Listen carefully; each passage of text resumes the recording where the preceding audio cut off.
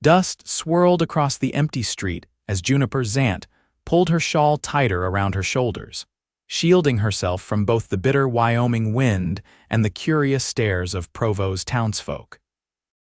It had been 3 months since she'd shown her face at any town gathering, 3 months since the tragedy that had hollowed her out and left her a mere shadow of the vivacious woman she'd once been. The wooden steps of her small homestead creaked beneath her boots as she retreated inside, shutting the door firmly against the world she no longer wished to be part of. The year was 1878, and Provo, Wyoming was a town caught between the wild lawlessness of the frontier and the creeping progress of civilization. Railroad tracks stretched like iron veins across the territory, bringing with them both prosperity and problems. But Juniper cared for neither. Since losing her husband and young daughter to the influenza that had swept through town that winter, she'd retreated into solitude, speaking only when necessary at the general store or post office. The social gatherings, quilting circles, and town dances that had once filled her calendar now carried on without her. Juniper hung her shawl on the hook by the door and moved to the kitchen, mechanically preparing herself a simple supper. At 26, she was too young to live as she did like a widow twice her age, with nothing but memories and regrets to keep her company. The small homestead that had once rung with laughter now echoed with silence. As she ate her meal alone at the kitchen table, Juniper's thoughts drifted to the town's social scheduled for that evening. Mrs. Henderson had stopped by yesterday, extending yet another invitation that Juniper had politely but firmly declined. She could still see the mixture of pity and exasperation in the older woman's eyes. "You can't hide away forever, Juniper," Mrs. Henderson had said. Thomas and little Emma wouldn't want that. Juniper had simply nodded, not trusting her voice, and closed the door as soon as politeness allowed. What did Mrs. Henderson know of grief? Her family remained intact, her life untouched by the cruel hand of fate that had snatched Juniper's happiness away. Night fell over Provo, and Juniper lit a lamp, picking up the mending that kept her hands busy while her mind wandered. The wind had picked up, rattling the window panes and sending drafts through the cracks in the wooden walls. She'd need to patch those before winter set in properly. Another task she'd once shared with Thomas that now fell solely to her. The sudden, sharp knock at her door startled her so badly that she pricked her finger with the needle. 3 firm raps followed by silence. Juniper froze, her heart pounding. No one visited after dark unless there was trouble. Another knock, more insistent this time. Reluctantly, Juniper set aside her sewing and crossed to the door, pausing with her hand on the latch. "Who's there?" she called, her voice rusty from disuse. "Xavier Weston, madam," came the reply, deep and unfamiliar. "Company's here." Juniper's brow furrowed. "Company." She wasn't expecting anyone, and she didn't recognize the man's name, though something about it stirred a vague recollection. Cautiously, she cracked the door open, keeping the chain secured. Standing on her porch was a tall man silhouetted against the night sky. The brim of his hat cast shadows across his face, but she could make out a strong jaw, weathered by sun and wind. A cowboy, by the look of him, with the characteristic stance of a man who spent more time in the saddle than on his feet. "I believe there's been some mistake," Juniper said, her voice cool. "I'm not expecting company." The man shifted, and light from her lamp caught his face, revealing features that were handsome in a rugged way, with kind eyes that contradicted his imposing presence. "No mistake, Mrs. Zant," he said. "Sheriff Boone sent me. There's trouble headed this way, a gang that's been raiding homesteads along the territory line. The town's gathering at the church for safety until the danger's passed. I've been sent to fetch you." Juniper's grip tightened on the door. "I appreciate the warning, Mr. Weston, but I'll take my chances here." Something like frustration flickered across the cowboy's face. "With all due respect, madam, that's not wise. These men are dangerous. The sheriff asked me specifically to make sure you got to safety." "Why would Sheriff Boone send a stranger for me? I don't believe we've met, Mr. Weston." The man removed his hat, revealing dark hair that curled slightly at the ends. "I'm Thomas's cousin, madam. Arrived in town a month ago, but you've been." He paused, searching for a diplomatic phrase, keeping to yourself. "I've been working with the sheriff since I got here." Juniper's heart stuttered. Thomas's cousin? Thomas had mentioned family in Colorado, but they'd never visited during their 5 years of marriage. She studied the man more carefully and saw it then something in the set of his eyes that reminded her of her late husband. "Thomas never mentioned a cousin named Xavier," she said, suspicion edging her voice. "He knew me as Xav," the man replied quietly. "We grew up together in Missouri before his family moved west." Xav. The name unlocked a memory, Thomas telling stories by the fire about his wild cousin Xav and their boyhood adventures. The recognition must have shown on her face because the cowboy's expression softened. "I came as soon as I heard about Thomas and Emma," he said. "Meant to pay my respects proper-like, but you weren't receiving visitors." A gust of wind blew sharply across the porch, carrying with it the distant sound of hoofbeats. Xavier's head turned sharply toward the sound. "Mrs. Zant, I don't mean to frighten you, but we need to go now. Those men could be here any minute." Something in his urgency convinced her. Juniper unlatched the chain and opened the door wider. "Give me 1 minute to gather my things." She moved quickly, grabbing her shawl and a small bag with valuables, the locket with Emma's hair, Thomas's pocket watch, and the money she kept hidden beneath a loose floorboard. When she returned to the door, Xavier was watching the horizon, his posture tense. "My horse is behind the house," he said. "We'll ride double, it's faster that way." Juniper hadn't ridden since Thomas died, but she nodded, following him around to where a large black gelding waited patiently. Xavier swung into the saddle with practiced ease, then extended his hand down to her. "I'll need to hold on to you," he warned. "The ride might get rough." Juniper hesitated only briefly before placing her hand in his. His grip was strong and sure as he pulled her up behind him. She settled awkwardly, uncertain where to place her hands. "You'll need to hold on tighter than that, Mrs. Zant," Xavier said, a hint of amusement tempering the urgency in his voice. Reluctantly, Juniper wrapped her arms around his waist, acutely aware of the solid strength of him, the unfamiliar intimacy of their position. It had been so long since she'd been this close to another person. "Ready?" he asked. Before she could answer, the sound of approaching riders grew louder. Xavier didn't wait for confirmation, spurring his horse forward with a sharp command. The gelding responded instantly, leaping into a gallop that nearly unseated Juniper. She tightened her grip instinctively, pressing herself against Xavier's back as they thundered away from her homestead. The night air rushed past them, carrying the scent of sage and dust. Behind them, Juniper heard shouting, harsh voices carried on the wind. She resisted the urge to look back, focusing instead on holding on as Xavier guided his horse expertly through the darkness, taking a route that seemed to deliberately avoid the main road to town. "Where are we going?" she shouted over the pounding of hooves. "The church is the other way. Can't risk leading them straight to town," Xavier called back. "We'll circle around, make sure we lose them first." Juniper wanted to argue but knew he was right. The last thing she wanted was to bring danger to the families gathered at the church. Instead, she focused on keeping her seat as Xavier pushed his horse harder, the powerful animal responding to his every command. They rode for what seemed like hours but was likely only 20 minutes, eventually slowing as they approached the outskirts of Provo from the north side. The church steeple was visible in the moonlight, a beacon of safety. Lights glowed from its windows, and Juniper could make out the silhouettes of armed men standing guard outside. Xavier brought his horse to a stop a short distance away, listening carefully. When he was satisfied they hadn't been followed, he continued toward the church at a more measured pace. "You ride well for a city woman," he commented as they approached. "I wasn't always a city woman," Juniper replied, her first voluntary words since they'd fled her home. "I grew up on a farm in Pennsylvania."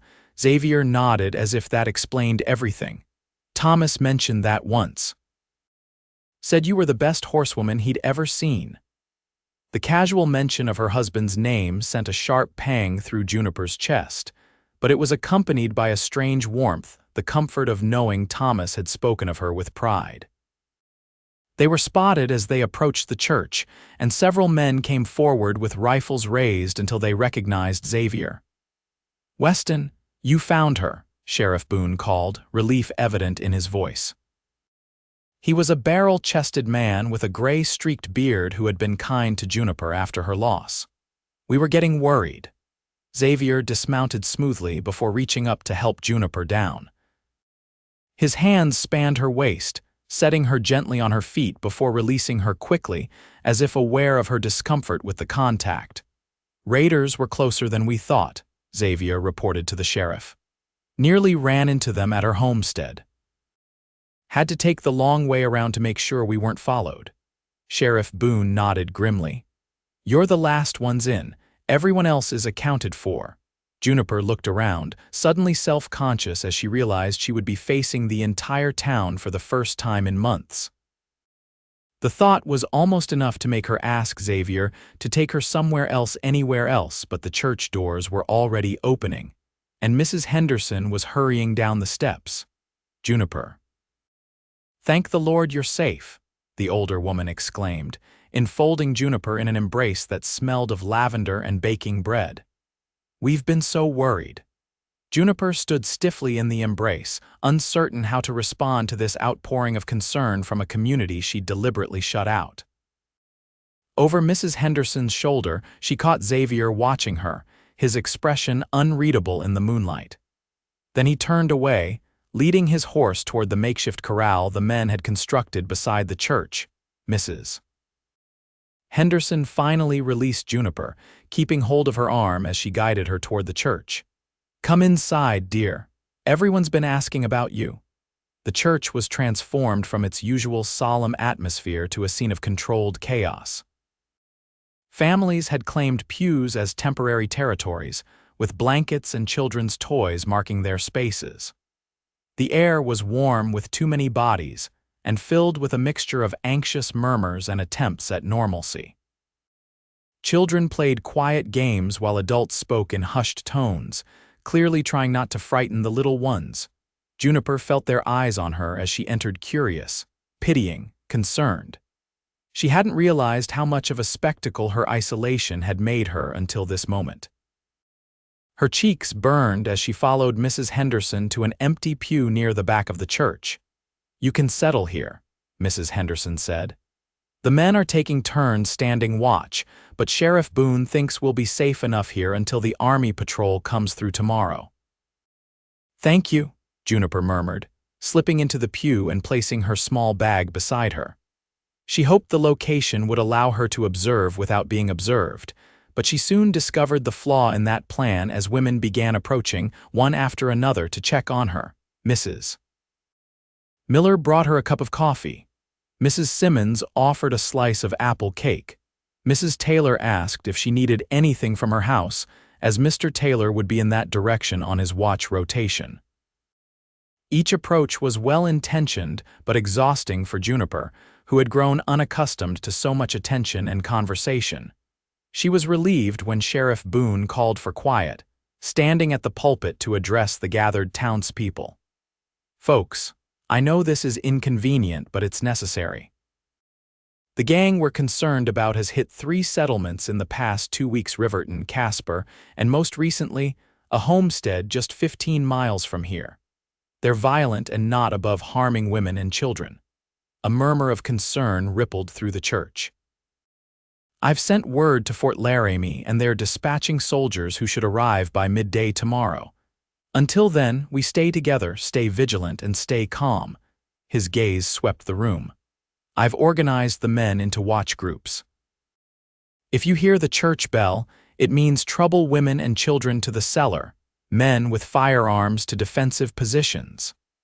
He went on to explain other arrangements: water from the church well, food that had been brought in, sleeping arrangements for the night.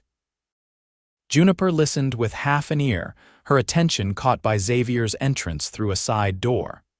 He'd removed his coat and hat, revealing broad shoulders under a worn blue shirt. His dark hair was slightly damp, as if he'd just washed up, and there was a tension in his jaw that suggested he was as uncomfortable with the crowded room as she was.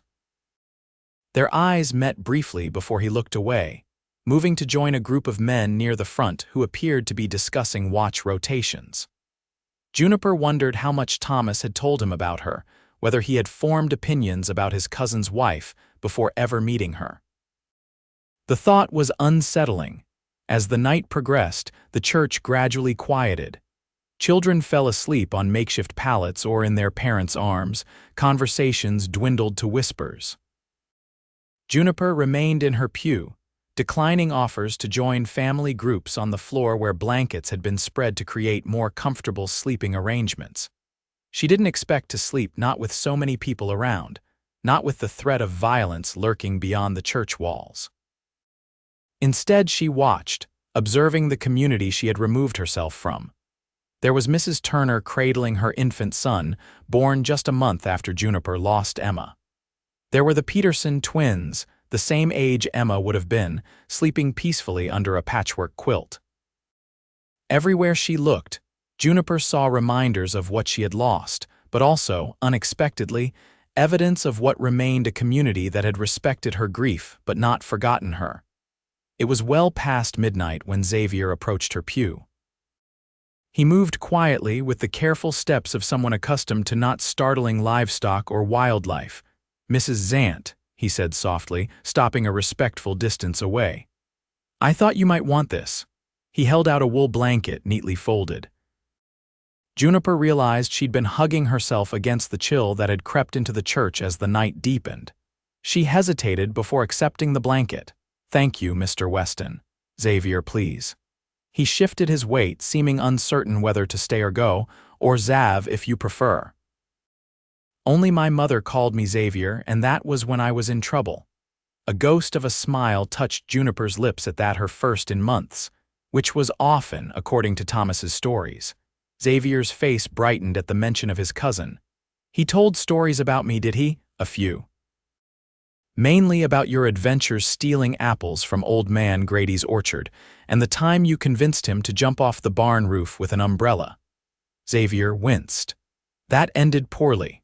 Thomas broke his arm, and my father tanned my hide so thoroughly I couldn't sit for a week." He paused, his expression growing more serious. "Thomas was always the sensible one.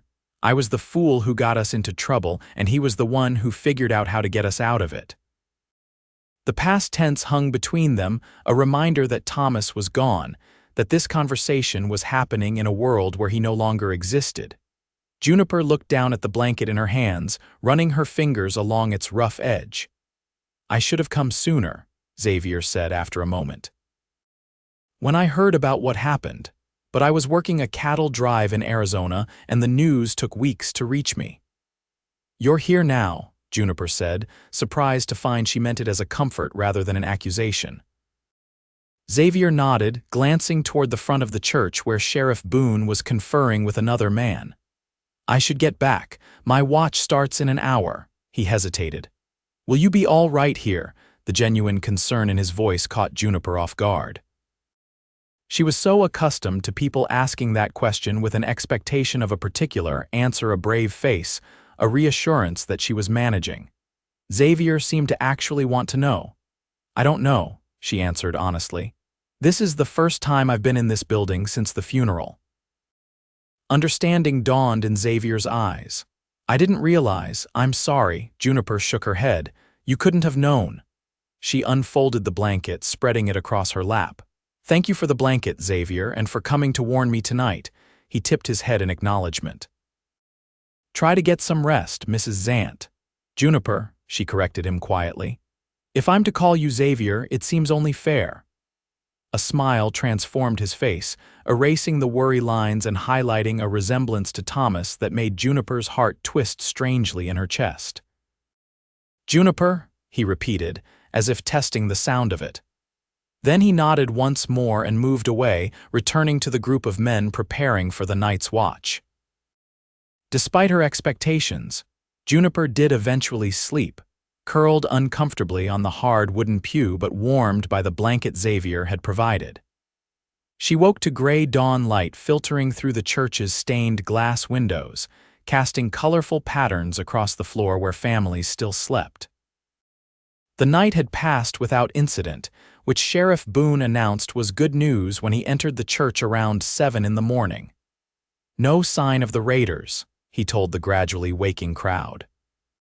"Seems they might have passed us by, but we'll stay put until the army patrol arrives, just to be safe."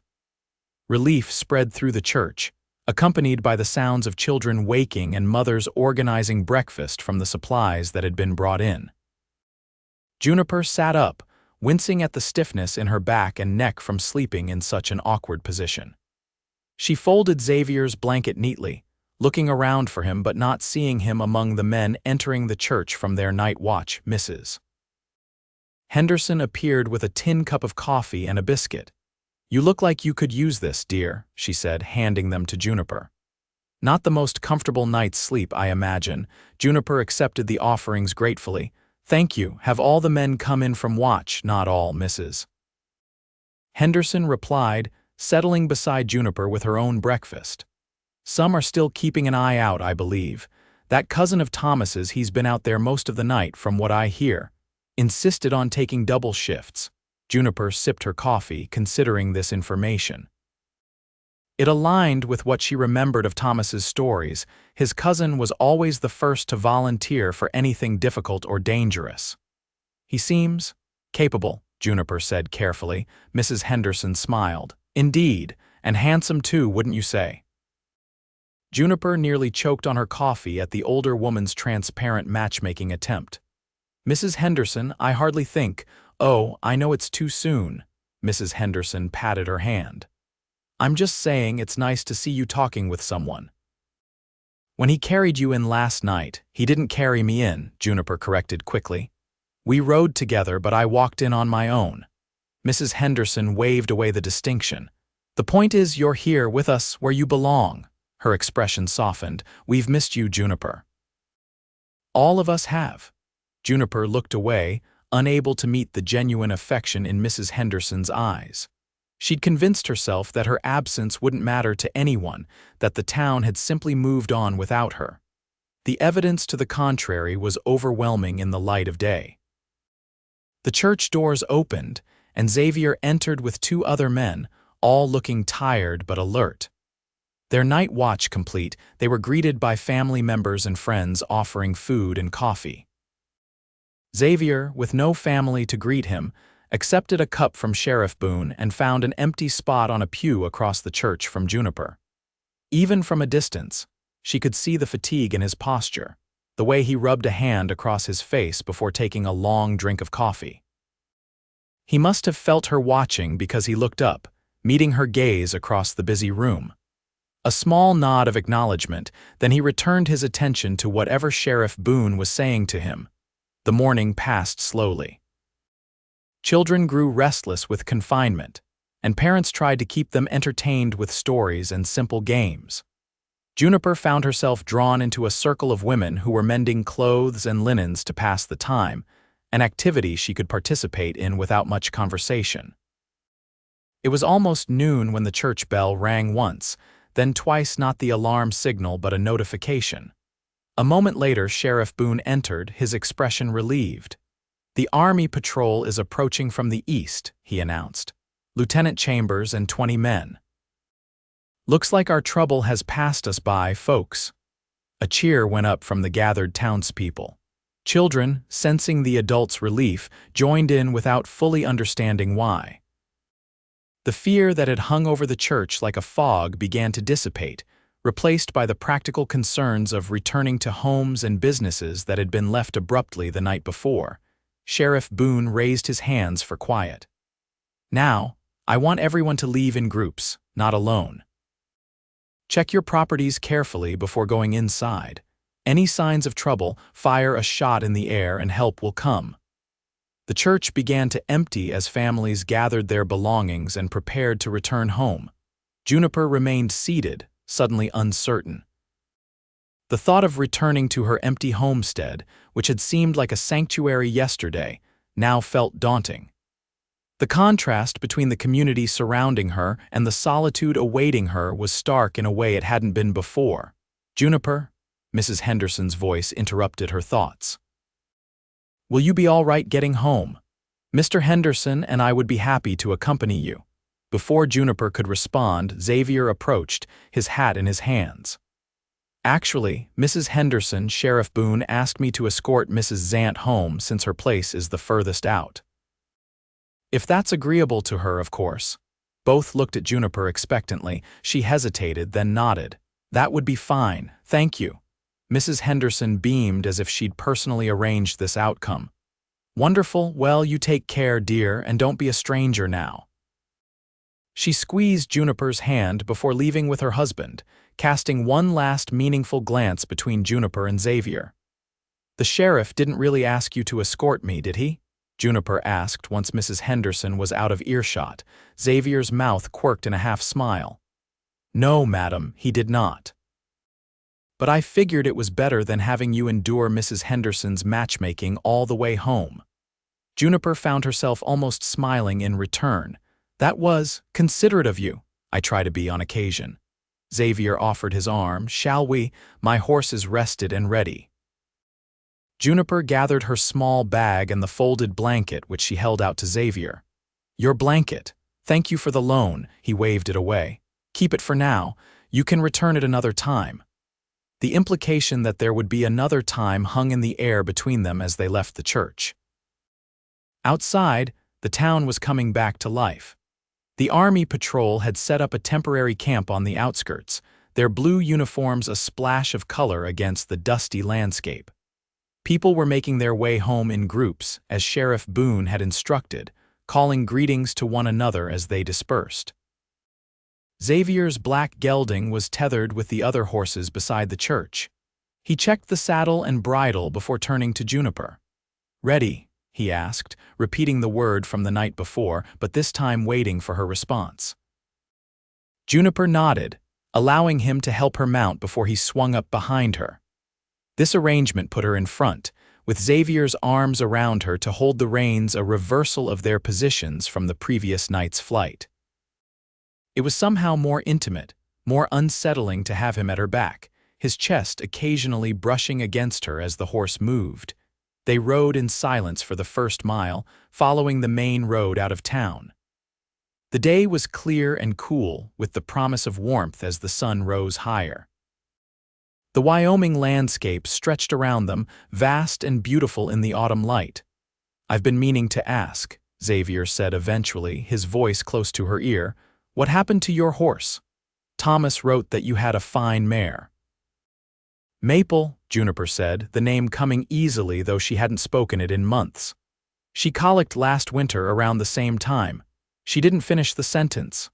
"I'm sorry," Xavier said simply. "Losing an animal on top of everything else, that's hard."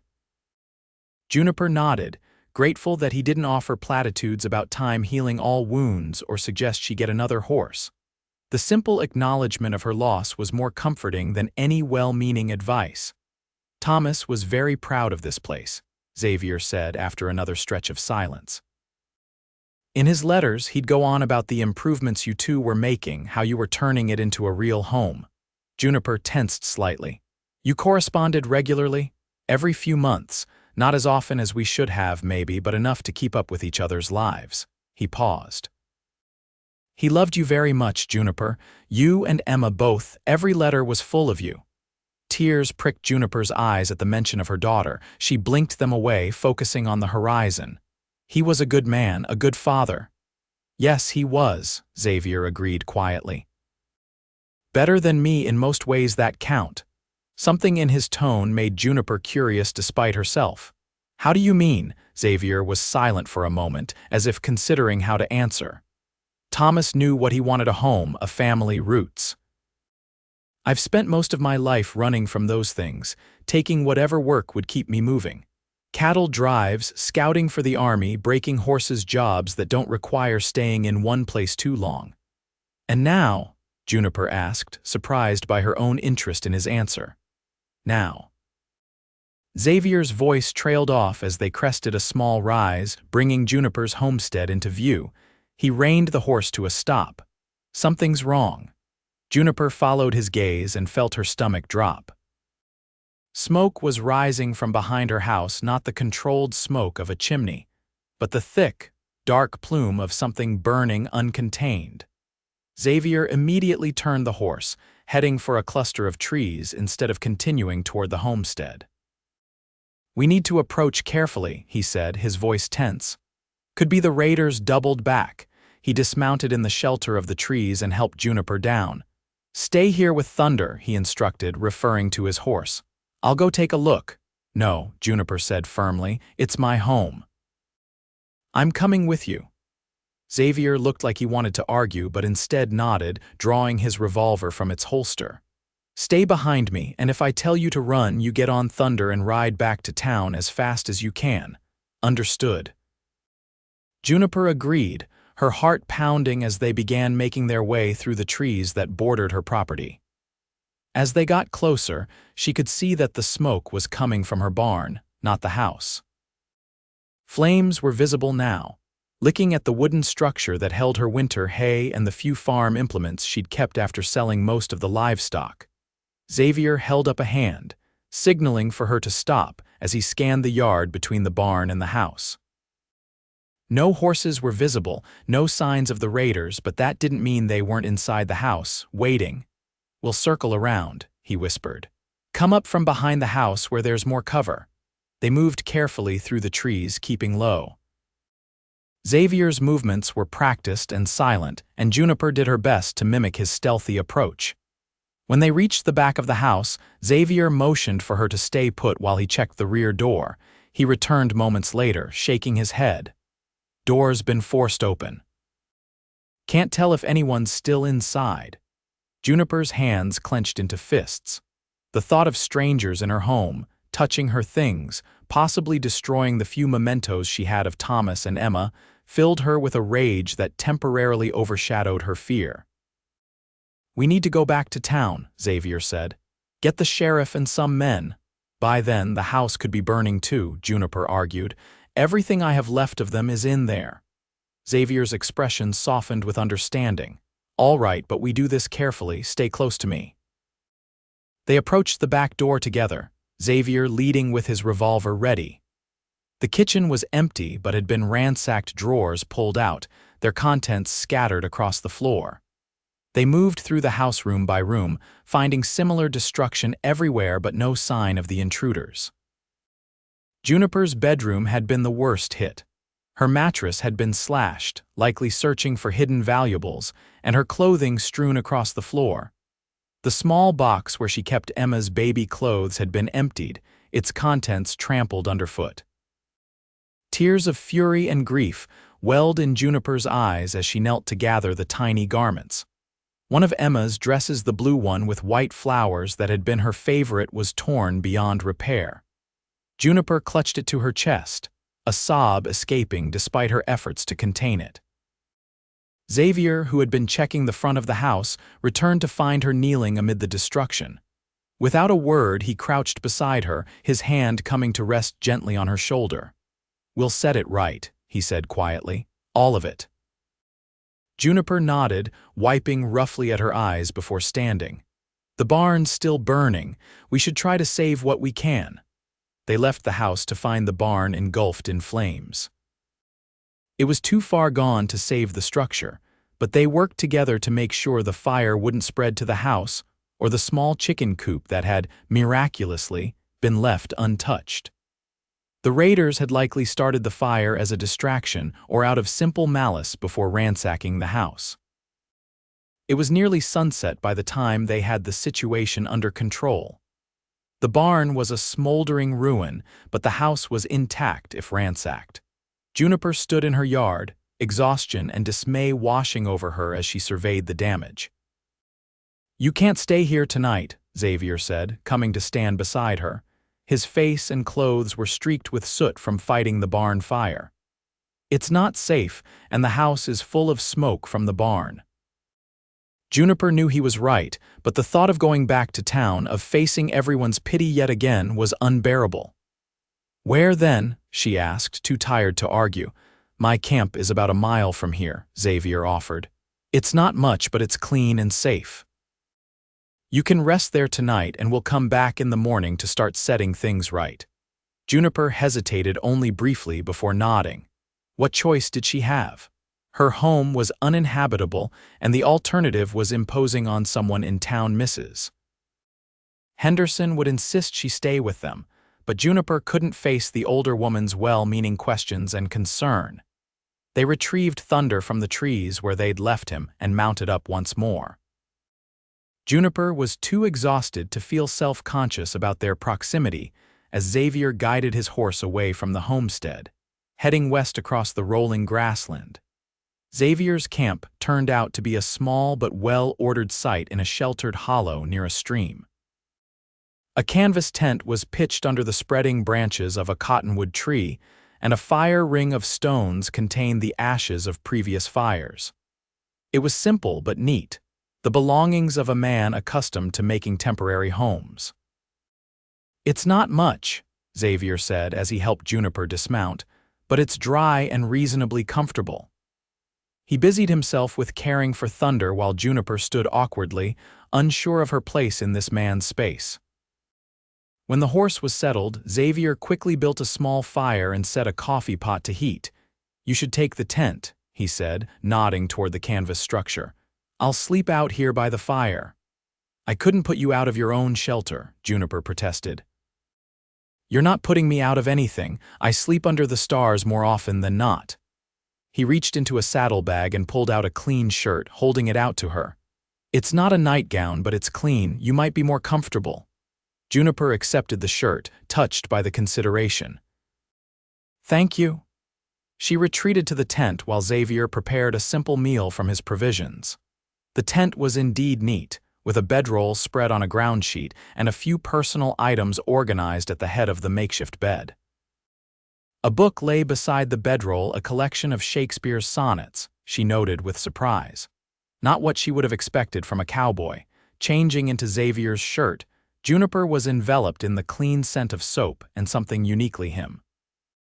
The garment was enormously oversized on her smaller frame, reaching almost to her knees and requiring the sleeves to be rolled up several times. Still, it was more comfortable than her soot-stained dress. When she emerged from the tent, Xavier had prepared a meal of beans, bacon, and biscuits. He looked up as she approached the fire, his expression carefully neutral despite the sight of her in his clothing. "Feel better?" he asked, handing her a tin plate. "Cleaner, at least," Juniper replied, settling on a log he'd pulled up as a makeshift seat. "Thank you for this, all of it." Xavier nodded, focusing on his own meal. They ate in companionable silence as darkness settled around them, the only sounds the crackling of the fire and the distant calls of night birds. "What will you do now?" Xavier asked eventually. "About your home." Juniper stared into the fire, considering the question. "Clean up, rebuild what needs rebuilding," she sighed. "Though I'm not sure I can manage it alone." "You're not alone," Xavier said, his voice quiet but firm. "The town will help, I'll help." Juniper looked at him across the fire, this cousin of her husband's who had ridden into her life less than 24 hours ago and already shown more consideration than she'd allowed anyone to show her in months. "Why?" she asked simply. Xavier set his plate aside, his expression thoughtful in the firelight. "Because Thomas would have wanted me to, because it's the right thing to do," he paused. "And because I think you've been alone long enough, Juniper." There was no pity in his voice, only understanding. Juniper looked away, emotions she'd kept carefully locked away threatening to surface. "I don't know how to not be alone anymore," she admitted softly. "I don't know how to rejoin the world when everything that made it worthwhile is gone." "Not everything," Xavier said. He gestured to the night sky above them where stars were appearing in the darkening expanse. "The world's still here. Different, harder maybe, but still here, and so are you."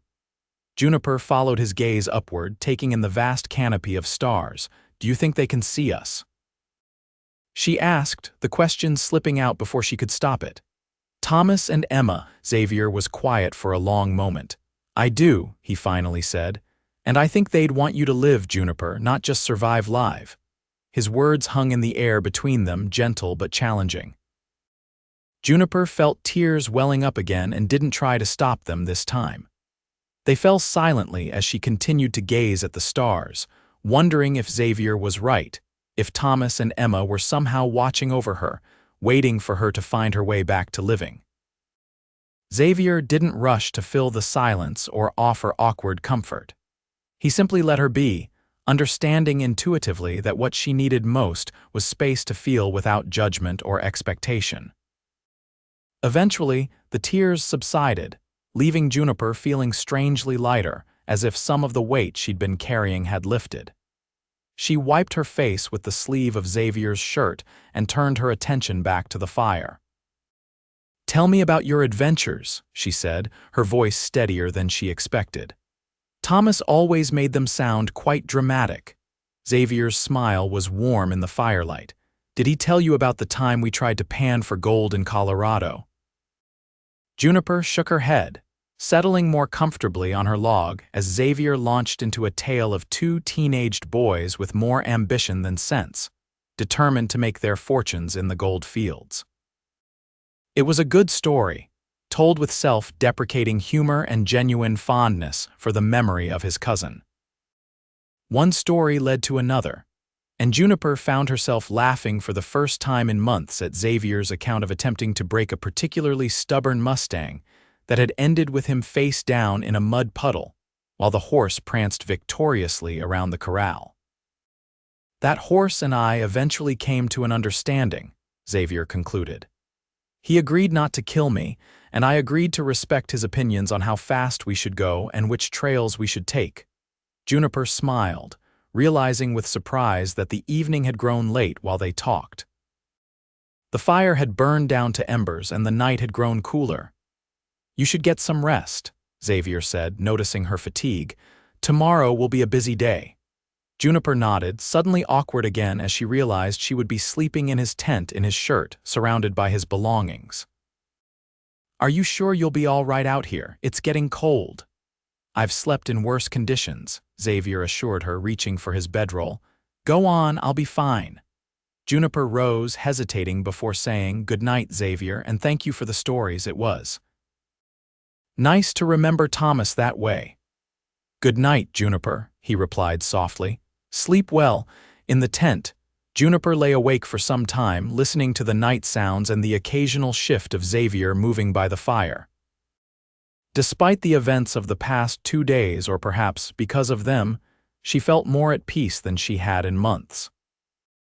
The grief was still there, a constant companion, but something else had begun to stir alongside it, a tentative awareness that perhaps there was still room in her life for more than just sorrow. With that thought, she finally drifted into a dreamless sleep. Dawn came with a chorus of birdsong and the smell of coffee brewing. Juniper woke slowly, momentarily confused by her surroundings until the events of the previous day came flooding back. She sat up, running a hand through her tangled hair and taking a moment to collect herself before emerging from the tent. Xavier was already up, tending a small fire over which coffee bubbled in a battered pot. He'd clearly been awake for some time. His horse was saddled and ready, and a bundle of supplies sat nearby. "Morning," he greeted her, pouring coffee into a tin cup. "Sleep all right." "Better than I expected," Juniper admitted, accepting the cup gratefully. The strong, hot coffee helped chase away the last vestiges of sleep. "You're up early." "Always am," Xavier replied, stirring a pot of something that smelled like oatmeal. "Habit from working cattle drives. The cows don't care if you're tired." He handed her a bowl of the oatmeal, sweetened with a spoonful of molasses. It was simple but filling, and Juniper ate with surprising appetite.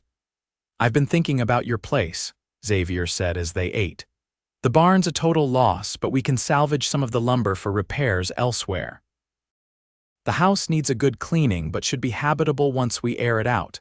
Juniper nodded, warmed by his use of "we" rather than leaving her to manage alone. "I should check on the chickens. Make sure they have feed and water." "Already taken care of," Xavier said. "Rode over at first light to check things out." "Your chickens are fine. Raiders didn't bother with them, apparently. I gave them feed from the bag in your pantry and freshened their water." Juniper blinked in surprise. "That was thoughtful of you." Xavier shrugged, seeming almost embarrassed by her gratitude.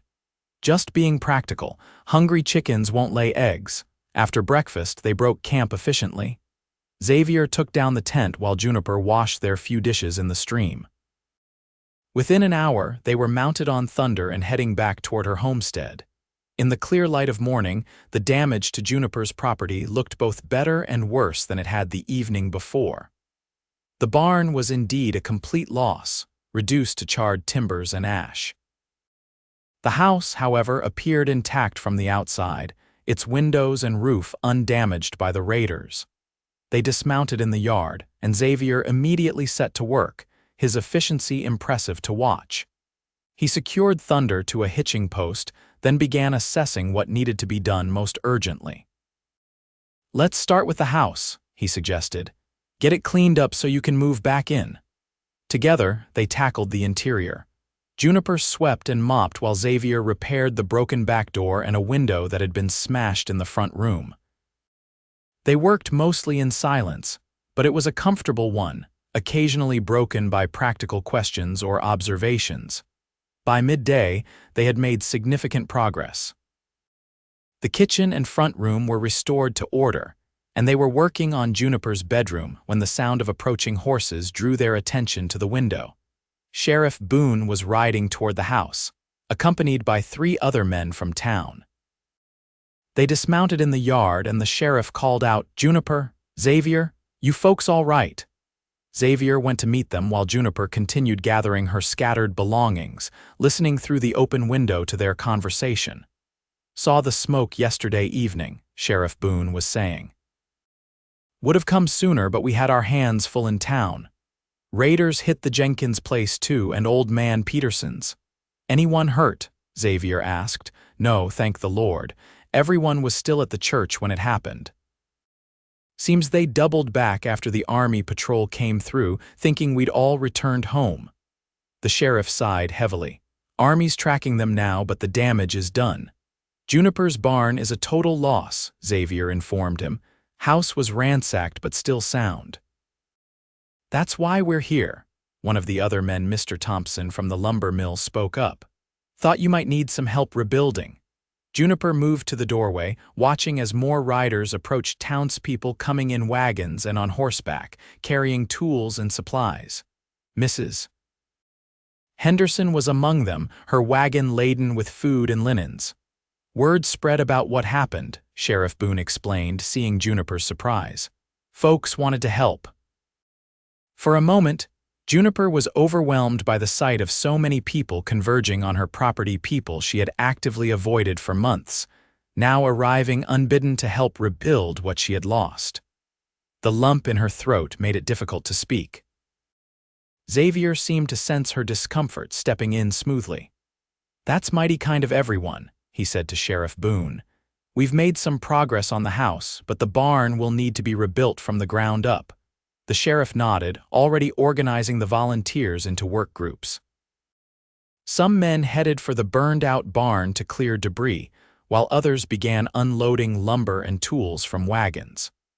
The women, led by Mrs. Henderson, made their way to the house with baskets of food and cleaning supplies. Juniper found herself swept up in the activity, working alongside women she had once called friends before grief had isolated her. They cleaned and organized, repaired torn curtains, and replaced broken crockery with items brought from their own homes. No one pressed her for conversation or mentioned her long absence from town gatherings. They simply worked, including her in their efforts as if she had never left the fold of community. Outside, the men raised the framework for a new barn under Xavier's direction. His experience as a cowhand had apparently included construction, and he moved confidently among the workers, directing their efforts with natural leadership that reminded Juniper painfully of Thomas. By late afternoon, the house was restored to order, and the skeleton of a new barn stood where the old one had burned. The women had prepared a meal for everyone, Setting up tables in the yard where people gathered to eat and rest from their labors, Juniper found herself seated between Mrs. Henderson and Sheriff Boone's wife, listening to their conversation without feeling the need to contribute much herself. Across the makeshift dining area, Xavier sat with the men, discussing the next day's work on the barn. Occasionally, his eyes would find hers across the tables, checking silently to see if she was managing the sudden influx of people. Each time, Juniper gave a small nod of reassurance. As the meal concluded and people began preparing to return to town for the night, Mrs. Henderson turned to Juniper. "You'll come stay with us tonight, dear. The house still needs airing out and you shouldn't be alone after such an ordeal." Before Juniper could formulate a response, Xavier approached. "Actually, Mrs. Henderson, I was planning to camp here tonight. Keep an eye on things in case those raiders circle back. Juniper is welcome to stay at her house if she feels comfortable doing so." Mrs. Henderson looked between them, clearly assessing the propriety of this arrangement. "Well," she said finally, "I suppose that would be sensible as long as Mr. Weston is staying outside, of course." "Of course," Xavier agreed solemnly, though Juniper caught a glint of amusement in his eyes. Mrs. Henderson seemed satisfied. "Very well. But you'll join us for church on Sunday, won't you, Juniper? The whole town would be so pleased to see you there." Put on the spot, Juniper could only nod her agreement, though the thought of facing the entire community in the very place where she'd said goodbye to Thomas and Emma filled her with dread. As the townspeople departed with promises to return the following day, Juniper found herself standing beside Xavier in her yard, watching the wagons and riders disappear down the road. "You didn't have to stay," she said when they were finally alone. "I would have been all right." Xavier glanced at her, his expression unreadable in the fading light. "I know you would have, but I gave my word to Thomas a long time ago that if he ever needed me, I'd be there. I reckon that promise extends to you now." The simple statement touched Juniper deeply. "Thank you," she said softly. "For everything," Xavier nodded, seemingly uncomfortable with her gratitude. "I'll set up my bedroll on the porch if that's all right, close enough to hear if there's trouble but not so close as to give Mrs. Henderson conniptions." Juniper smiled despite herself. "That seems reasonable." As night fell, Juniper found it strange to be back in her own house after the events of the past 2 days. The rooms felt different, somehow less haunted by absence, more filled with the echoes of the day's activity and conversation. She settled into her freshly made bed, listening to the occasional creak of the porch boards as Xavier moved about outside. There was comfort in knowing he was there, not just for protection but for the simple human connection he represented. For the first time since Thomas and Emma died, Juniper fell asleep in her own bed without crying first. The next days fell into a pattern as the town continued to rally around Juniper. Men arrived each morning to work on the barn, while women brought food and helped with other tasks around the homestead. Xavier remained a constant presence, overseeing the barn construction and making repairs to the house that Juniper hadn't even realized were needed. Though he continued to sleep on the porch each night, their evenings developed a comfortable routine. After the day's volunteers had departed, they would share a simple meal, often sitting on the porch watching the sunset. Xavier would tell stories of his travels, and gradually, Juniper began to share her own memories of her childhood in Pennsylvania, her journey west with her parents, and eventually, carefully, stories of Thomas and Emma. She loved butterflies, Juniper said one evening, a week after the raiders had come. She would chase them around the yard for hours, never catching them but never giving up either. Xavier smiled, leaning back in his chair. "Sounds like Thomas. He was the most determined kid I ever knew. Once he set his mind to something, wild horses couldn't drag him away from it." "That's how he courted me," Juniper admitted with a small laugh. "I turned him down twice before I agreed to let him call on me. He said he'd keep asking until I said yes or told him to leave town." "Persistence runs in the family," Xavier said, his eyes meeting hers briefly before returning to the horizon where the sun was setting in a blaze of gold and crimson. Juniper studied his profile, noting the strong line of his jaw, so like Thomas's and yet distinctly his own. In the week they'd spent together, she'd come to appreciate the differences between the cousins as much as the similarities. Where Thomas had been steady and methodical, Xavier was more impulsive, quicker to laugh. Thomas had loved books and ideas, Xavier loved stories and experiences. Both men were kind, but they showed it in different ways. Thomas through careful consideration, Xavier through immediate action. The thought that she was comparing them, that she was noticing Xavier as a man in his own right, brought a flush to Juniper's cheeks, and she looked away quickly. "Sunday's tomorrow," Xavier said after a comfortable silence. "You still planning to go to church with Mrs. Henderson?" Juniper's stomach tightened at the reminder. "I said I would, but you're dreading it," Xavier observed, not unkindly. Juniper nodded, not bothering to deny it. "The last time I was there was for their funerals. I'm not sure I can face it." "You won't be alone," Xavier said simply. "I'll be right beside you if you want me there." Juniper looked at him in surprise. "You don't strike me as the church-going type." A smile tugged at Xavier's mouth. "I'm not generally, but I can make an exception." His offer touched her deeply. "I would appreciate that," she admitted. "Very much." The next morning dawned clear and bright, a beautiful October Sunday. Juniper dressed with care in her best dress, a deep blue one that Mrs. Henderson had mended where the raiders had torn it. She pinned her hair up neatly and even added a touch of color to her cheeks with the rose petal salve Emma had loved to watch her apply. When she emerged from the house, Xavier was waiting by the hitching post where Thunder stood saddled and ready. He had clearly made an effort with his own appearance. His dark hair was neatly combed, his shirt clean and pressed, his boots polished to a shine. "You look nice," he said, his eyes warming as they took in her appearance. "So do you," Juniper replied, feeling suddenly shy. "Very respectable." Xavier laughed. "Don't tell anyone. It would ruin my reputation." The ride to town was peaceful, the Wyoming landscape showing the first touches of autumn in the golden grasses and occasional splash of color from turning leaves. Xavier kept the conversation light, seeming to understand her nervousness about returning to church. As they approached Provo, Juniper's anxiety increased. The church steeple rose above the town like an accusatory finger, pointing out her long absence. She unconsciously straightened her back, bracing herself for the ordeal ahead. "Remember," Xavier said quietly as they dismounted in front of the church, "these people came to help you when you needed it. They care about you, Juniper." Juniper nodded, taking a deep breath before allowing him to escort her up the church steps. Already she could feel eyes turning toward them, conversations pausing as people noticed her arrival. Mrs. Henderson was the first to approach, her face wreathed in smiles.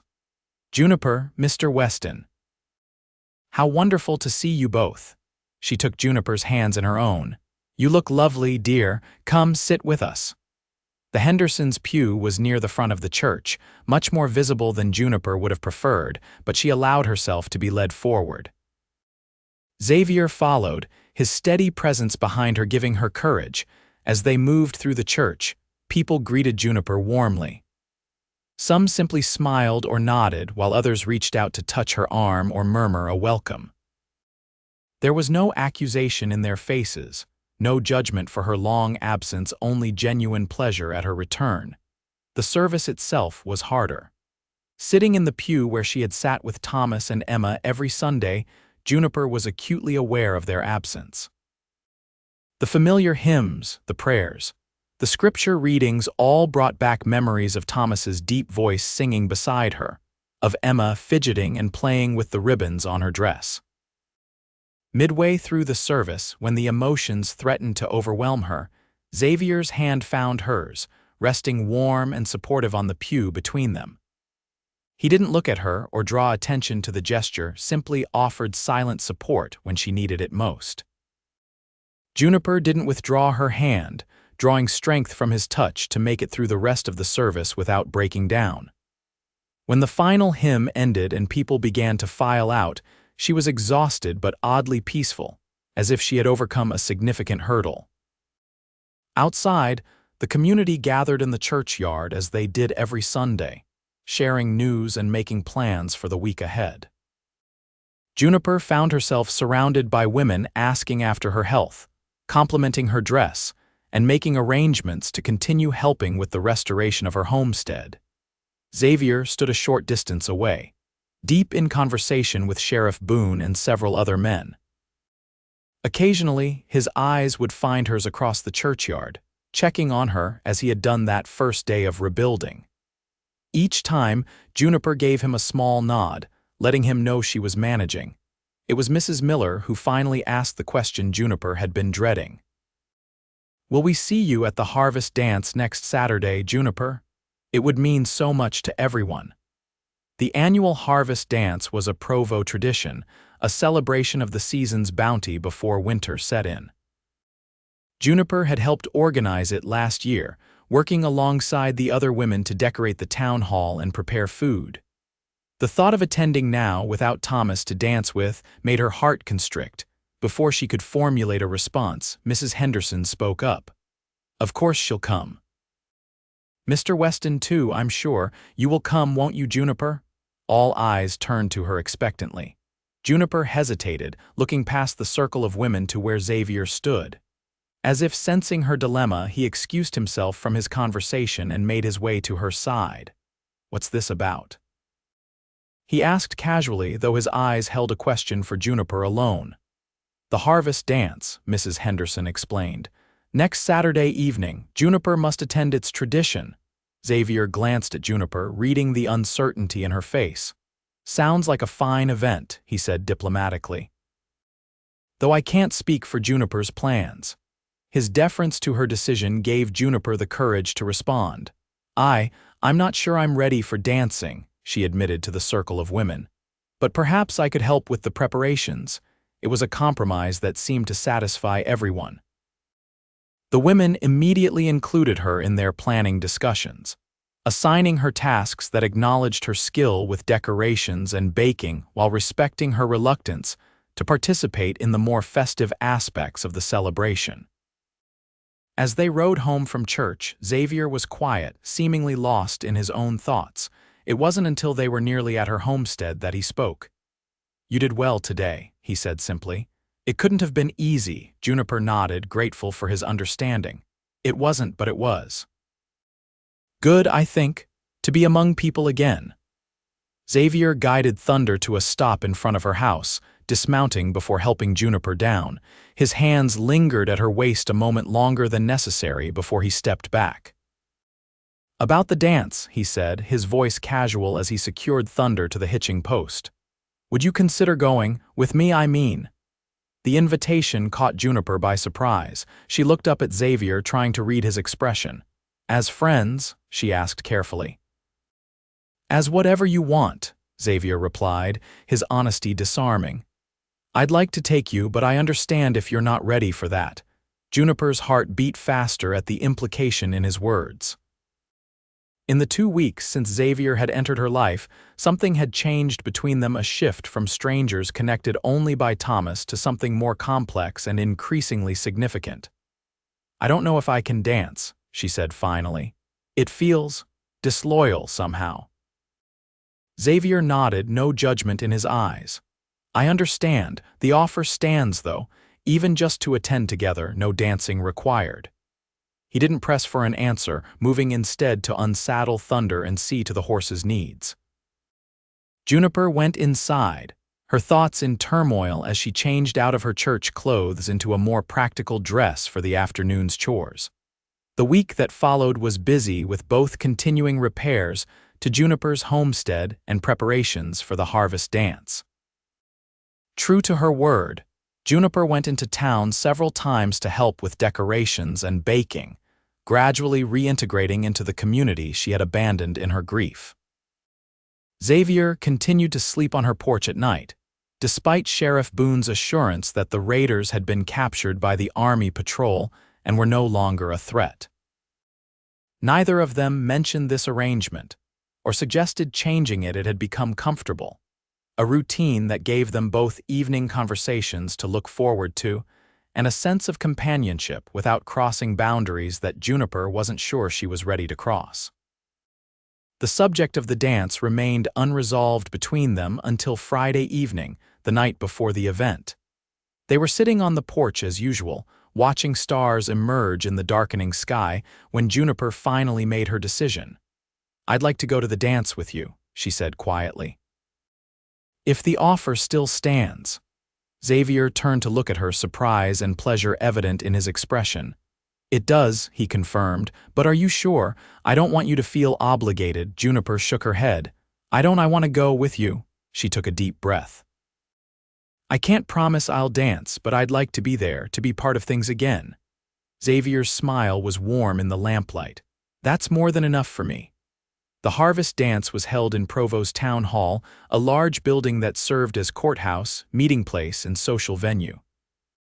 When Juniper and Xavier arrived the following evening, the hall was transformed with autumn decorations, dried corn stalks, pumpkins, and colorful leaves adorning every corner. Lanterns cast a warm, golden glow over the proceedings, and a small band played lively tunes as couples twirled across the wooden floor. Juniper had dressed carefully in a burgundy gown that she hadn't worn since before Emma's birth. It fitted differently now. Her figure had changed with motherhood, and then with grief, but Mrs. Henderson had helped her alter it slightly for the occasion. Xavier, too, had made an effort with his appearance, wearing a clean black coat over his best shirt and a string tie at his throat. "You look beautiful," he said as he helped her down from Thunder outside the town hall. Juniper felt a blush warm her cheeks. "Thank you. You look very handsome yourself." They entered the hall together, Juniper's hand resting lightly on Xavier's arm. As at church, their arrival caused a brief stir, conversations pausing as people turned to look. But the attention quickly gave way to warm greetings and genuine welcome. They found seats along the wall where they could observe the dancing without feeling pressured to participate. Xavier brought Juniper a cup of punch, and they watched as couples moved across the floor to a lively reel. "Thomas was terrible at dancing," Juniper found herself saying with a small smile. "He tried so hard, but he always ended up stepping on my toes." Xavier laughed. "That doesn't surprise me. He had many talents, but grace wasn't one of them, not as a boy anyway." "Were you better?" Juniper asked, genuinely curious. Xavier's eyes twinkled. "Marginally. Our mother insisted we both learn, but I was the one who didn't mind practicing. Thomas always wanted to be outside, building something or exploring." Juniper could picture it easily, the two boys, one reluctantly submitting to dance lessons while the other took to them more naturally. It fit with what she knew of both men. Several men approached Juniper throughout the evening, asking her to dance, but she declined politely each time. Xavier received similar invitations from young women, which he turned down with charm and humor, never leaving Juniper's side for long. As the evening progressed and the music slowed to a waltz, Juniper found herself watching the dancers with a mixture of wistfulness and sadness. Couples moved together across the floor, husbands and wives, young men and women in the early stages of courtship, all sharing in a tradition that had once included her. "Would you like to try?" Xavier asked softly, noticing the direction of her gaze. Juniper hesitated, torn between the desire to participate and the fear that doing so would somehow diminish her memories of dancing with Thomas. "Just once," Xavier suggested, "and we can stop whenever you want." After a moment's consideration, Juniper nodded. "Just once," she agreed. Xavier led her to the edge of the dance floor, his hand warm and steady at the small of her back. As they joined the other couples, he drew her gently into his arms, maintaining a respectful distance while still holding her securely. "Follow my lead," he murmured, and then they were moving, gliding across the floor in time to the music. Xavier was indeed a better dancer than Thomas had been. He guided Juniper confidently, his steps sure and measured, his hand firm at her waist. It was different from dancing with Thomas, not better or worse, just different, and Juniper found that the distinction helped. This wasn't replacing a memory, but creating a new one alongside it. As they danced, Juniper became aware of the town watching them not with judgment but with approval and something like collective relief. Her return to the dance floor seemed to symbolize a healing that the community had been hoping for on her behalf. "Are you all right?" Xavier asked, his voice low enough that only she could hear. Juniper nodded, surprised to find that she was. "Yes," she said. "I am." They continued to dance, completing one waltz and then, at Juniper's silent assent, beginning another. The second dance brought them closer, Juniper's hand moving from Xavier's shoulder to rest against the lapel of his coat, feeling the steady beat of his heart beneath the fabric. When the music finally ended, they remained on the floor for a moment, looking at each other in the golden lantern light. Something unspoken passed between them, an acknowledgement that something had shifted, that boundaries had been crossed not through violation but through mutual choice. The spell was broken by Mrs. Henderson approaching with a beaming smile. "Juniper, you danced? Oh, I'm so pleased. And Mr. Weston, you're quite the dancer yourself." They rejoined the crowd along the edges of the dance floor, accepting cups of punch and compliments on their performance. Juniper felt lighter than she had in months, as if some invisible burden had been set down, at least temporarily. As the evening drew to a close, Xavier leaned closer to her. "Are you ready to head home? Or would you like to stay until the end?" The word home caught Juniper's attention, not your home, but simply home, as if it might be his as well. The thought should have alarmed her, but instead felt strangely right. "We can go," she said, suddenly tired from the emotions of the evening. "I've had enough excitement for one night." They said their goodbyes, accepting invitations to future gatherings with noncommittal smiles. Outside, the night was clear and cool, stars scattered like diamonds across the black velvet sky. Xavier helped Juniper onto Thunder, then mounted behind her, his arms coming around her to take the reins. They rode in comfortable silence for a while, the only sounds the steady rhythm of Thunder's hooves and the occasional night bird calling from the darkness. Juniper leaned back slightly against Xavier's chest, allowing herself to draw comfort from his solid presence. "Thank you," she said eventually, "for convincing me to go tonight. It was good to be there." Xavier's voice rumbled against her back. "You don't need to thank me, I'm just glad you enjoyed yourself." "I did," Juniper confirmed, "more than I expected to." When they reached her homestead, Xavier helped her down as he always did, his hands lingering at her waist. This time, though, Juniper didn't step away immediately.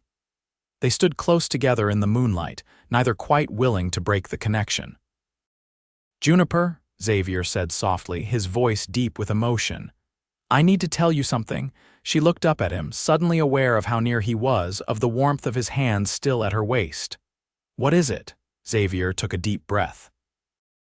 "I came to Provo for Thomas and Emma's sake, to pay my respects and to help you if I could, as family should, but I've stayed for you." He paused, his eyes searching hers.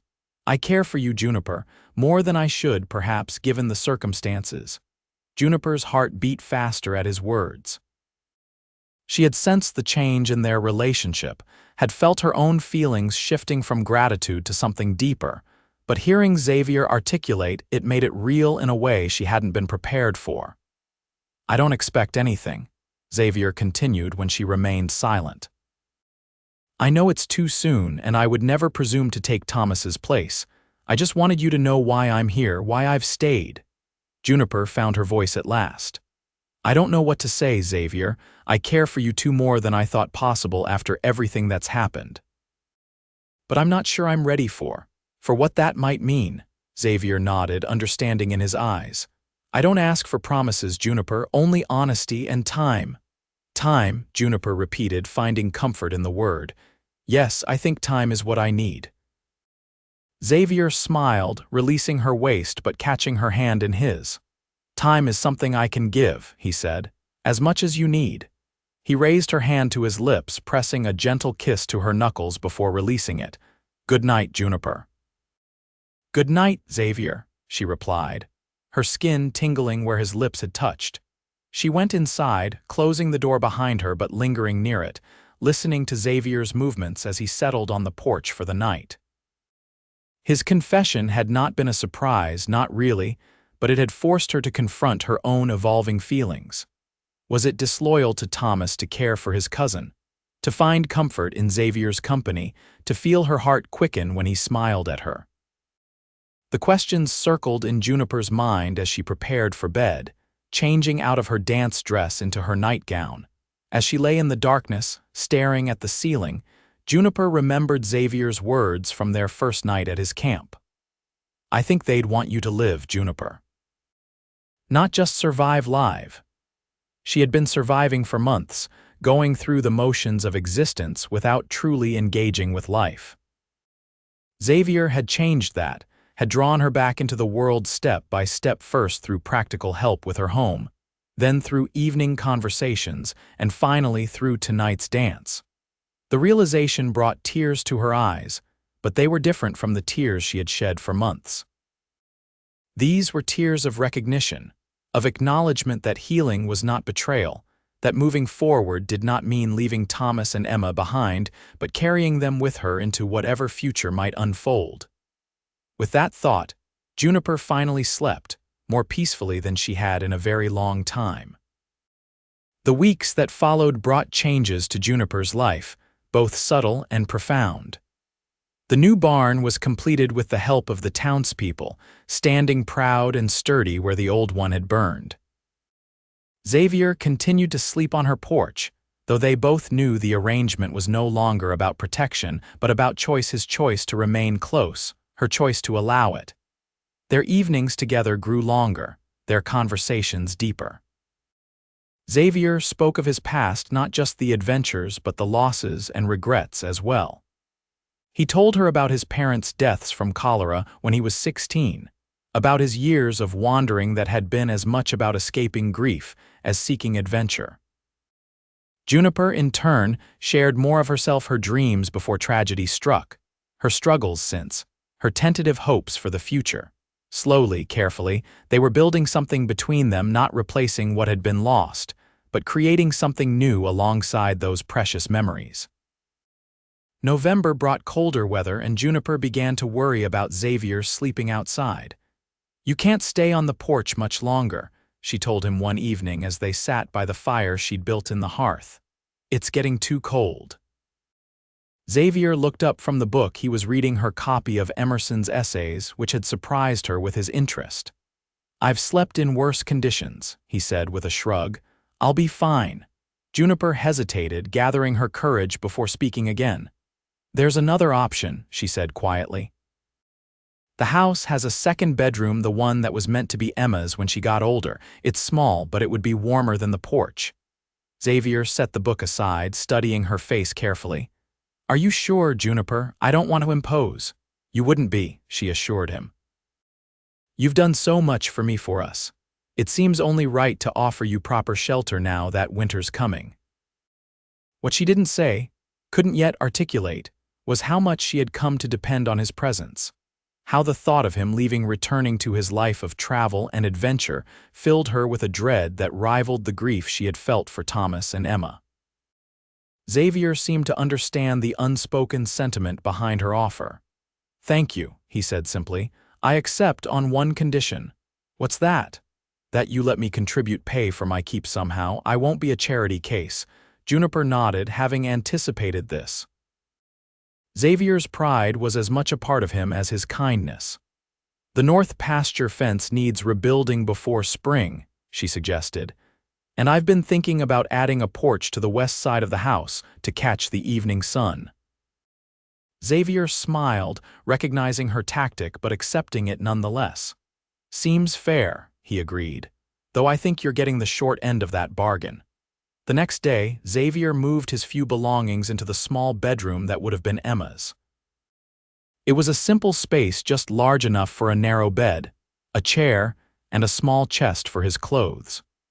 Juniper had cleared it of Emma's things weeks ago, storing them carefully in trunks in the attic, a step in her healing process that had been painful but necessary. Having Xavier inside the house changed their dynamic in subtle ways. Meals became more of a shared effort, with Xavier contributing his limited but earnest cooking skills. Evenings extended naturally, with neither of them needing to brave the cold for sleep. They established new routines and boundaries, each respectful of the other's privacy while growing increasingly comfortable in shared spaces. As November turned to December, Provo prepared for Christmas the first Juniper would face without Thomas and Emma. The prospect filled her with dread, but Xavier seemed determined not to let her retreat back into isolation. "Mrs. Henderson invited us to the Christmas Eve gathering at their home," he mentioned one morning as they shared breakfast. "The whole town will be there, apparently." Juniper's hands stilled on her coffee cup. "I don't know if I can, Xavier. Christmas it was Emma's favorite." Xavier reached across the table, covering her hand with his own. "I know," he said gently, "and it will be hard. But maybe it's better to be with people who care about you than to be alone with those memories." His touch was warm and reassuring, his understanding of her grief a comfort in itself. Juniper turned her hand beneath his, their fingers intertwining naturally. "Will you stay with me?" "The whole time, I mean." "Every minute," Xavier promised. "We'll go together and we'll leave together whenever you want to." Juniper nodded, drawing strength from his steady gaze and the solid feel of his hand holding hers. "All right, we'll go." The days leading up to Christmas were filled with preparations. Juniper baked cookies from her mother's recipe, feeling Emma's absence keenly as she worked without her daughter's help and excited commentary. Xavier brought in a small pine tree from the hills north of town, setting it up in the corner of the front room and helping Juniper decorate it with the ornaments she had carefully packed away the previous year. It was painful but also healing, these familiar rituals performed in new ways. Xavier's presence didn't erase the loss but made it bearable, gave Juniper the courage to face memories that might otherwise have overwhelmed her. On Christmas Eve, they dressed in their best clothes and rode into town for the Hendersons' gathering. The streets of Provo were festive with greenery and ribbons, lanterns glowing in windows against the early darkness of winter.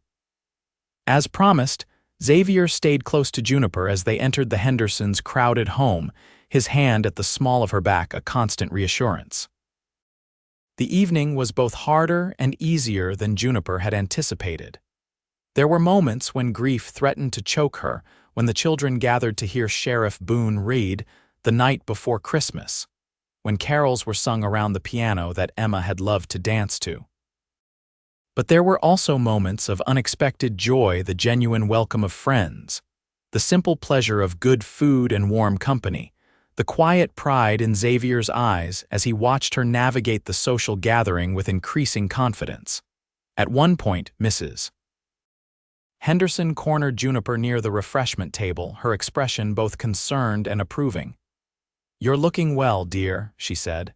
"Xavier seems to be good for you." Juniper felt herself blush but didn't deny it.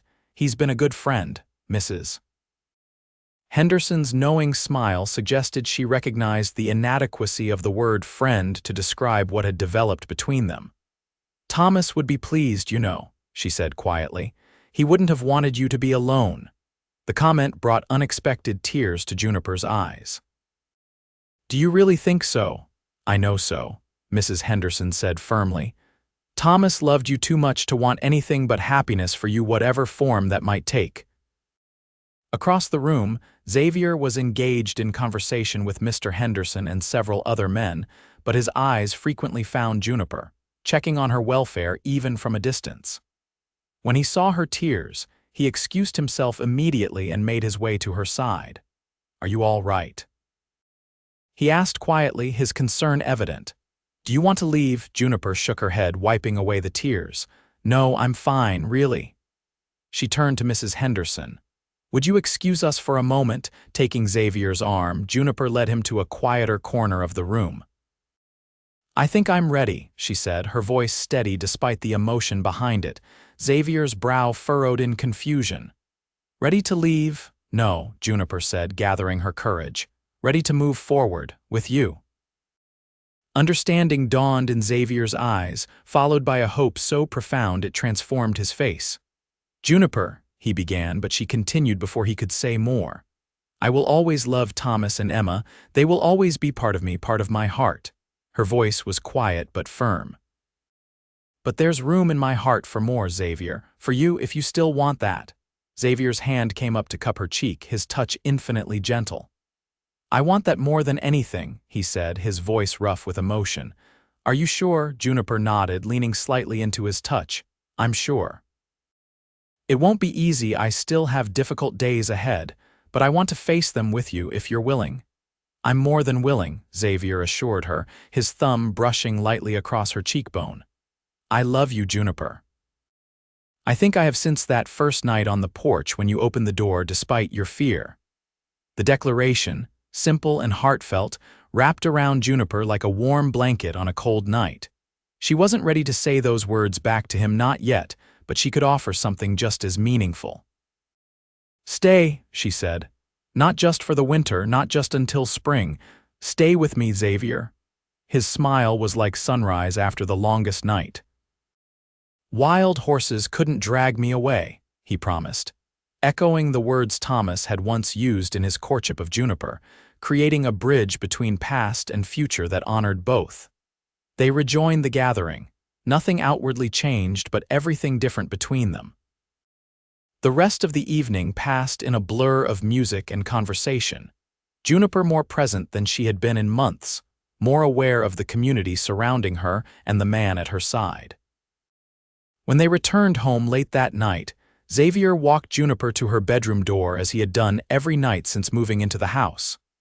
This time, though, he leaned down and kissed her not on the hand or cheek but gently, reverently on the lips. "Merry Christmas, Juniper," he whispered as he drew back. "Merry Christmas, Xavier," she replied, her heart full in a way she had thought might never be possible again. Winter settled over Provo with a blanket of snow that transformed the landscape into a pristine wonderland. Juniper and Xavier fell into a comfortable routine, sharing meals and work, reading by the fire in the evenings and gradually, cautiously, exploring the changing nature of their relationship. Xavier began the expansion of the West Porch as promised, working on mild days and planning on stormy ones. Juniper returned to town gatherings more frequently, no longer the object of pitying glances but welcomed as a member of the community who had found her way back from grief. In late January, a letter arrived from Colorado Xavier's former employer offering him a position managing a large cattle operation near Denver. It was a good opportunity, better than anything Provo could offer a man of his skills. Xavier showed Juniper the letter one evening as they sat by the fire. "What do you think?" he asked, watching her face carefully as she read. Juniper handed the letter back, her heart racing despite her effort to appear calm. "It sounds like an excellent position. You'd be good at it." Xavier nodded, folding the letter and setting it aside. "I would," he agreed, "but I won't take it." Relief flooded through Juniper, but she felt compelled to ask, "Are you sure? It's a significant opportunity." Xavier reached for her hand, his expression serious. "There will be other opportunities. What I have here with you is something I won't risk losing." He paused, seeming to gather his thoughts.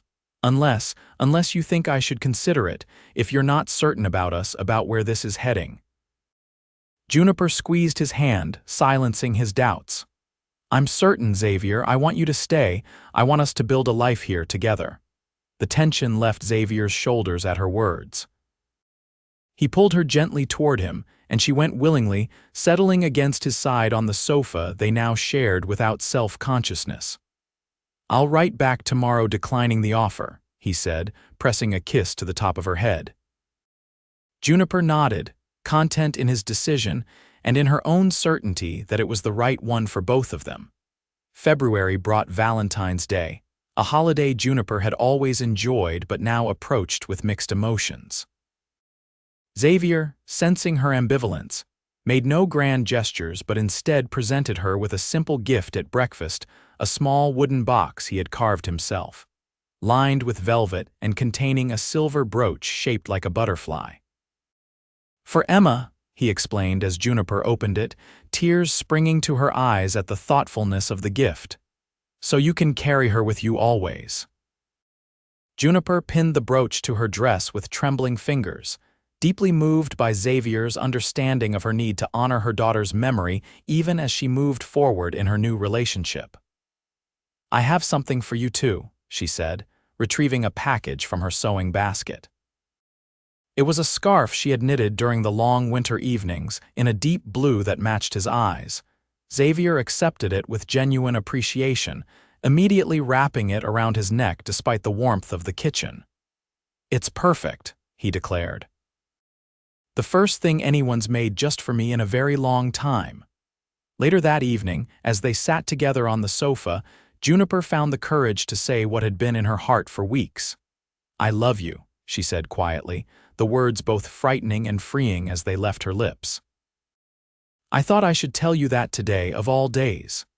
Xavier's arms tightened around her, his voice rough with emotion when he replied, "I love you too, Juniper, more than I can say." Their kiss was deeper than those they had shared before, filled with promise and a growing passion that neither tried to disguise. When they finally drew apart, both slightly breathless, Xavier rested his forehead against hers. "Marry me," he said simply. "Not tomorrow or next week, but when you're ready. Be my wife, Juniper." Juniper closed her eyes, letting the rightness of his proposal wash over her. There was no conflict in her heart now, no sense of betraying Thomas. Instead, there was only the certainty that this was where life had led her, not a replacement for what she had lost but a new path, one that honored the past while embracing the future. "Yes," she answered, opening her eyes to meet his gaze. "I'll marry you, Xavier."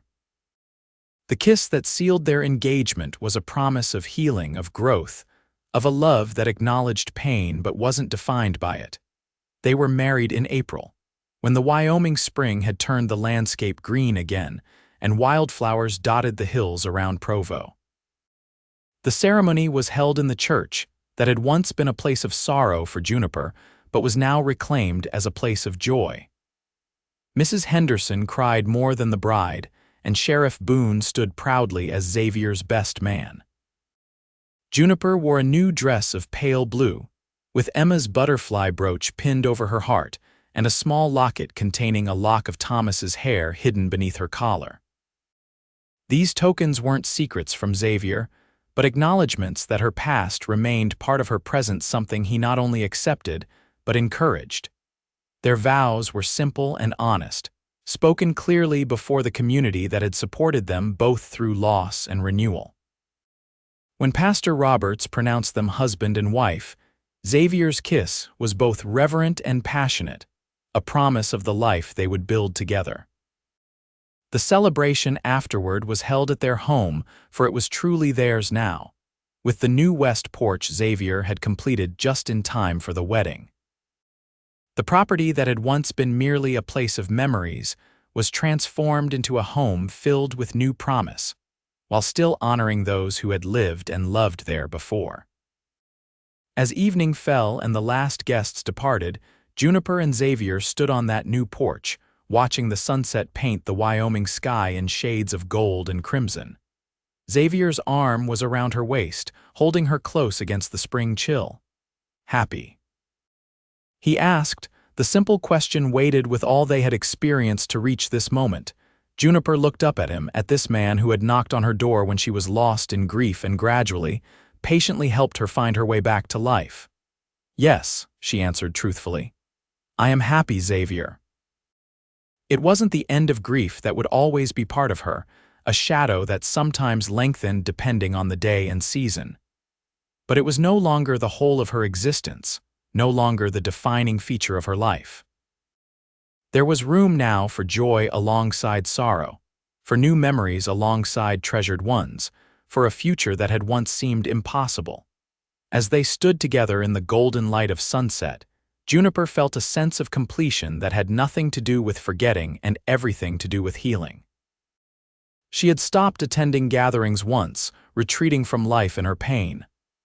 But then a cowboy had knocked on her door, saying simply, "Company's here," and everything had changed. Company had indeed arrived, not just in the form of Xavier himself, but in the return of community, connection, and eventually, love to a life that had seemed irreparably broken. And for that, Juniper would be forever grateful.